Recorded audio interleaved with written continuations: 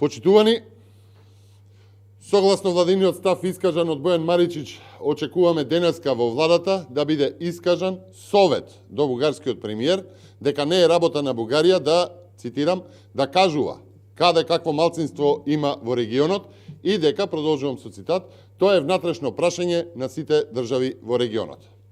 Маричич и Ковачевски од една страна се оградуваат од македонците во Бугарија, велат дека тоа е внатрешно прашање на Бугарија, а истовремено виткаат кичма пред диктатот на Софија за промена на македонскиот устав, отворање на преамбулата.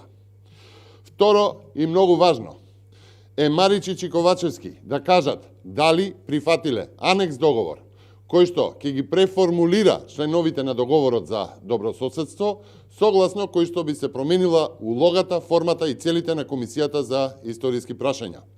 Маричич јасно посочува нова форма и го поставува прашањето дали таа комисија воопшто ќе екзистира и во која форма. Ова, почитувани, може да значи само едно, а тоа е промена, односно анекс на договорот, за кој што владата крие и молчи. Почитувани, пиуните на заевизмот од прв ден ги нарушија позициите на Македонија. Маричич и Ковачевски продолжуваат со националните понижување, што беа одлика на Зоран Заев.